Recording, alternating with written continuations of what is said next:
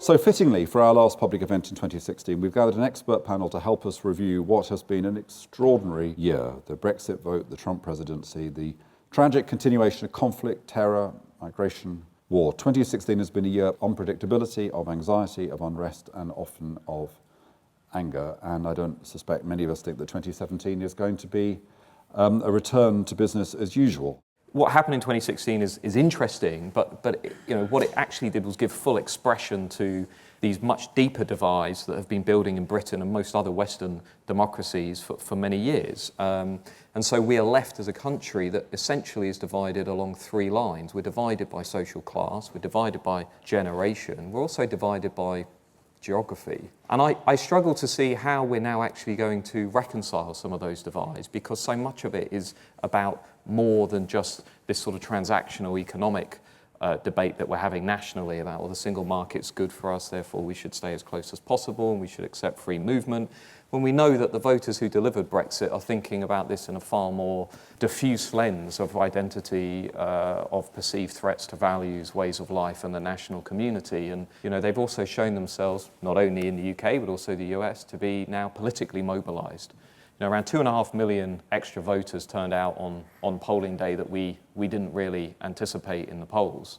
And they're highly committed, and they're now likely to remain highly committed to the political process to ensure that their vision of Brexit is one that is enacted. It's forced pollsters to rethink the way they model. It's forced academics to think, are we talking to the right people? Are we using the right methodologies? And it's also, forcing politics to think more broadly about the way in which they communicate with different social groups. I'm still struggling to come to terms with Trump's election. What's happened with Trump is transformative in a very, very different way.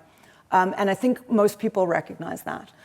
This is a question of all of the democratic institutions of America being very clearly and very aggressively under threat right now by somebody who is very clearly a kleptocrat. That is a very serious situation, and he does not seem to be being held to account by the Congress that is sworn to uphold the Constitution and to stop this from happening. We're supposed to have checks and balances. That doesn't seem to be happening. Some people think that the GOP is waiting to impeach him on day one over the emoluments clause, which he said he is going to be in breach of, in order that they can install Pence because they would prefer Pence. But who knows? I couldn't tell you what is in the GOP's head right now, because I can't believe that they're making the decisions that they're making, except that they're very clearly, in my view, putting party above nation in a way that I find totally despicable. We also have to remember the way the American political system works. I think we're at 66 now million Americans voted for Hillary, more people than ever voted for any white man in history. Although I have to say, nobody has yet pointed out that's because there are more Americans than there ever were before. I'm not a statistician, but I suspect that might be in there somewhere. But anyway, it's important. And those people are very, very angry. And those people are very angry at what Trump is doing, regardless of whether the Republicans hold him to account. And we have a little thing called midterm elections, 2 years. So one of the big questions is what happens if the Americans who did not want Trump in push back? I don't know the answer to that question, but the game's not over yet. Part of our problem is when we have the sort of concept of spatial geography, we think of Britain, Brexit, we spent a lot of time on that, Europe, and the United States, and then the rest of the world. Mm-hmm. And when we think about the rest of the world, we sort of start with Aleppo, say Yemen, and that's kind of it. There's 70% of the world's population live between Istanbul and Shanghai. There is the trauma of Aleppo and of Syria specifically to talk about. I'd have thought the most useful and interesting 2 points are, first, that it doesn't look like the mechanisms set up by the international community, whether it's through the UN or other agencies, they don't work.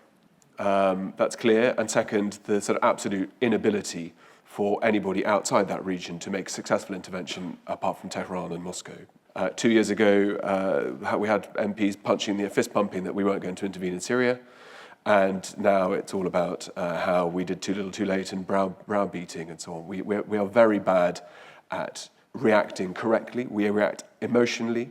And we react to events as they're unfolding without ever stopping to think we should work backwards from the solutions. So when William Hague decided to intervene in Libya and announced that it was time that Gaddafi should go, that whole idea of how we misread the Arab Spring, how we misread the world around us, well, that happens when you don't educate people.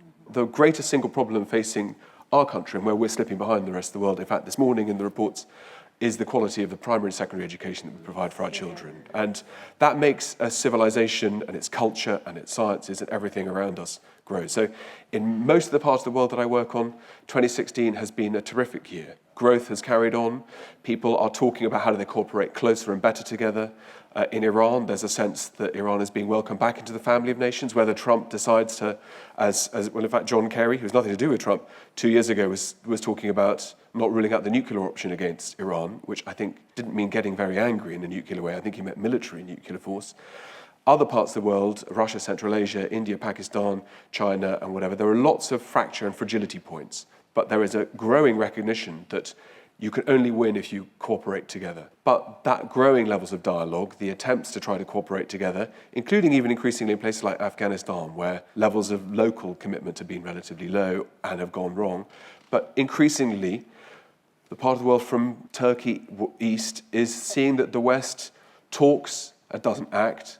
And when it does act, it makes bad decisions. And they're not just bad decisions today, it's the same mistakes again and again and again. And it's boring being a historian saying that you need to learn from history because it's trite and it's but the problem is it comes back to levels of education and knowledge. And when you have parliaments who don't have MPs who speak these languages, who don't know anything other than what they've learnt about Lord Salisbury and the reform laws and the First and the Second World War, and their focus of vision is Henry VIII, and doesn't go any further into the past, then it's not surprising that the rest of the world is trying to work out what does Europe and the US actually represent other than consumers.